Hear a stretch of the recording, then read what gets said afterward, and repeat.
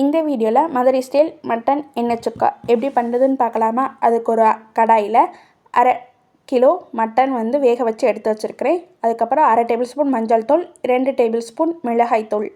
மிளகாய்த்தூள் வந்து ஏன் எக்ஸ்ட்ரா சேர்க்குறோன்னா, இதில் இந்த டிஷ்ஷில் வந்து நல்லெண்ணெய் வந்து அதிகமாக சேர்க்கறதுனால காரத்தை வந்து மைல்ட் பண்ணி விட்டுரும்.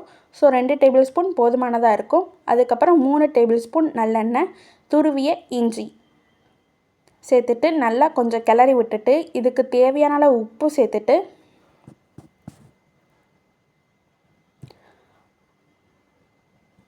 ஒரு 5 நிமிஷம் வந்து கைவிடாமல் இது எல்லாத்தையும் வந்து நல்லா கிளறி விடணும். மட்டனோட எல்லா பீஸ்லேயும் அந்த மசாலாவும் இஞ்சியும் கோட் ஆகிற மாதிரி கிளறி விட்டுட்டு, இதை வந்து ஒரு 1 மணி நேரம் மேரினேஷன் வந்து ஊற வச்சிடலாம். 1 மணி நேரம் ஆனக்கப்புறம் மட்டன் வேக வச்சு வச்சுருக்க தண்ணியை வந்து உள்ளே ஆட் பண்ணிவிட்டு, இந்த கடாயை வந்து அடுப்பு மேலே வச்சு ஸ்டவ் ஆன் பண்ணிடலாம்.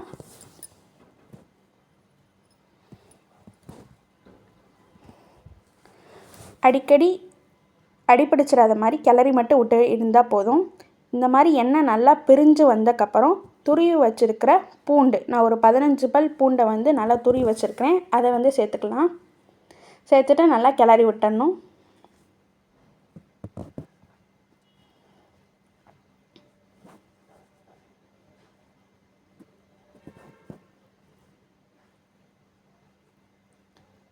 கிளறிட்டு எண்ணெய் நல்லா பிரிஞ்சு வந்தக்கப்புறம் கடைசியாக ஒரு 2 டேபிள் ஸ்பூன் நெய் சேர்த்துட்டு, ஒரு 10 போல் முந்திரி பருப்பு அதையும் சேர்த்துட்டு ஸ்டவ்வை வந்து ஆஃப் பண்ணிடலாம்.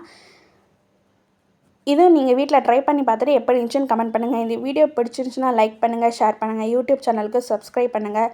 மதுரை ஸ்டைல் மட்டன் எண்ணெய் சுக்கா எப்படி இருந்துச்சுன்னு ட்ரை பண்ணி பார்த்துட்டு கமெண்ட் பண்ணுங்கள். தேங்க்யூ.